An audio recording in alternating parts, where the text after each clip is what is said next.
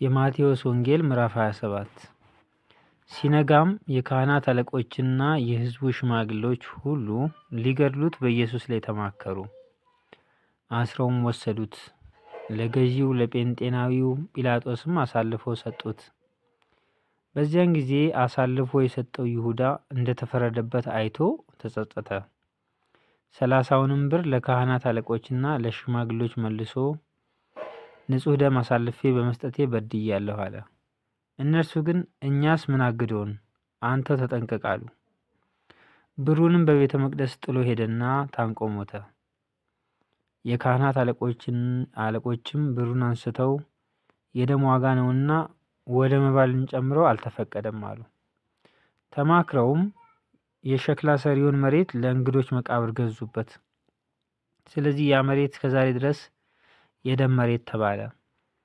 በዚያን ጊዜ በነቢዩ በኤርምያስ የተባለው ከእስራኤል ልጆችም አንዳንዶቹ የተገመተውን ዋጋ 30 ብር ያዙ። ጌታም እንዳዘዘን ስለ ሸክላ ሰሪው መሬት ሰጡት የሚል ተፈጸመ።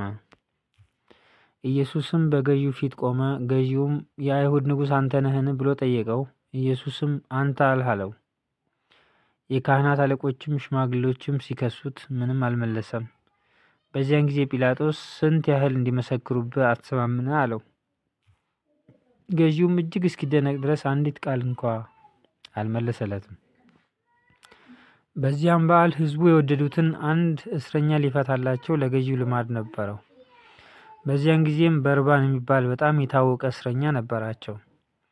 እንግዲህ እነርሱ ተሰብስበው ሳሉ ጲላጦስ በርባንን ወይስ ክርስቶስ የተባለውን ኢየሱስን ማንኛውን ልፈታላችሁ ትወዳላችሁ አላቸው። በቅናት አሳልፈው እንደሰጡት ያውቅ ነበርና እርሱም በፍርድ ወንበር ተቀምጦ ሳለ ሚስቱ ስለ እርሱ ዛሬ በሕልም እጅግ መከራ ተቀብያለሁና በዚያ ጻድቅ ሰው ምንም አታድርግ ብላ ላከችበት።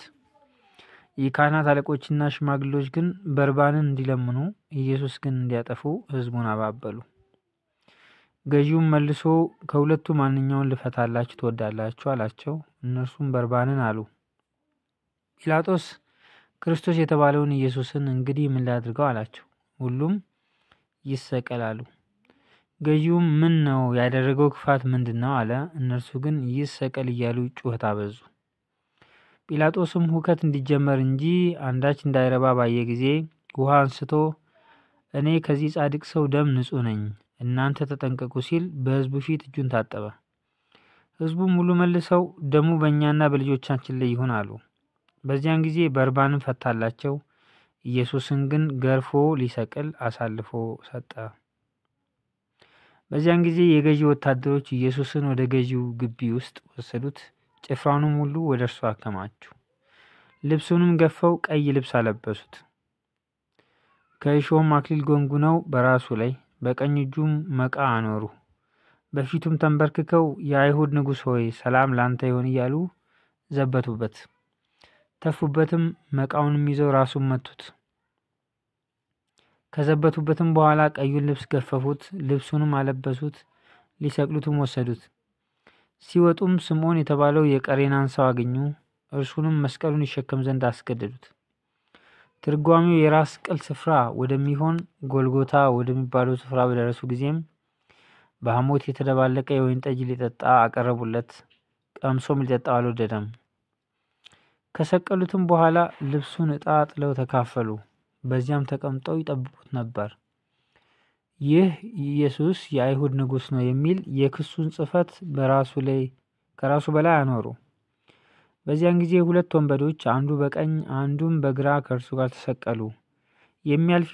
የሚያልፉትም ራሳቸውን እየነቀነቁ ይሰድቡት ነበርና ቤተ መቅደስን የምታፈርስ በ3 ቀንም የምትሰራው ራስን አድን፣ የእግዚአብሔር ልጅ እስከሆንክ ከመስቀል ውረድ አሉት።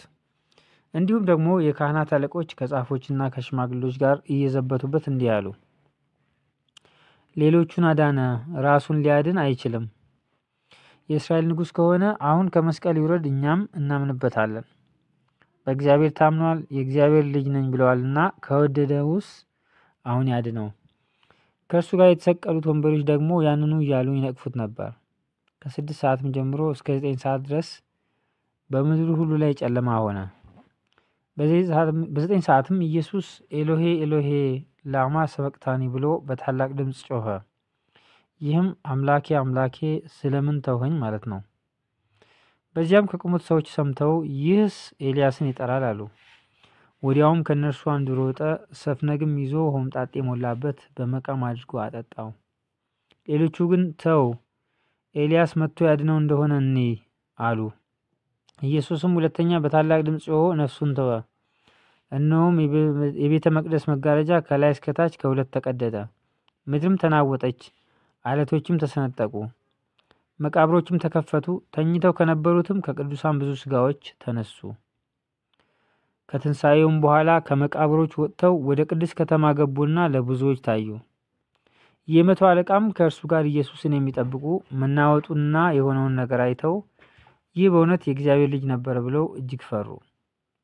ኢየሱስን እያገለገሉ ከገሊላ የተከተሉት ብዙ ሴቶች በሩቅ ሆነው ሲመለከቱ በዚያ ነበሩ። ከእነርሱም መግደላዊት ማርያምና የያዕቆብና የዮሳ እናት ማርያም፣ የዘብዴዎስም የልጆቹ እናት ነበሩ። በመሸም ጊዜ ዮሴፍ የተባለው ባለጠጋ ሰው ከአርማትያስ መጣ። እርሱም ደግሞ የኢየሱስ ደቀ መዝሙር ነበረ። ይኸውም ወደ ጲላጦስ ቀርቦ የኢየሱስን ሥጋ ለመነው። ጲላጦስም እንዲሰጡት አዘዘ። ዮሴፍም ሥጋውን ይዞ በንጹሕ በፍታ ከፈነው፣ ከአለት በወቀረው በአዲሱ መቃብርም አኖረው። በመቃብሩም ደጃፍ ታላቅ ድንጋይ አንከባሎ ሄደ። መግደላዊት ማርያምም ሁለተኛይቱም ማርያም በመቃብሩ አንጻር ተቀምጠው በዚያ ነበሩ። በማግስቱም ከመዘጋጀት በኋላ በሚሆነው ቀን የካህናት አለቆችና ፈሪሳውያን ወደ ጲላጦስ ተሰበሰቡና ጌታ ሆይ ያ አሳች በሕይወቱ ገና ሳለ ከ3 ቀን በኋላ እነሳለሁ እንዳለ ትዝ አለን። እንግዲህ ደቀ መዛሙርቱ መጥተው በሌሊት እንዳይሰርቁት፣ ለሕዝቡም ከሙታን ተነሳ እንዳይሉ የኋለኛይቱ ስህተት ከፊተኛይቱ ይልቅ የከፋች ትሆናለችና መቃብሩ እስከ 3ኛ ቀን ድረስ እንዲጠበቅ እዘዝ አሉት። ጲላጦስም ጠባቆች አሏችሁ፣ ሄዳችሁ እንዳወቃችሁ አስጠብቁ አላቸው። እነርሱም ሄደው ከጠባቆች ጋር ድንጋዩን አትመው መቃብሩን አስጠበቁ።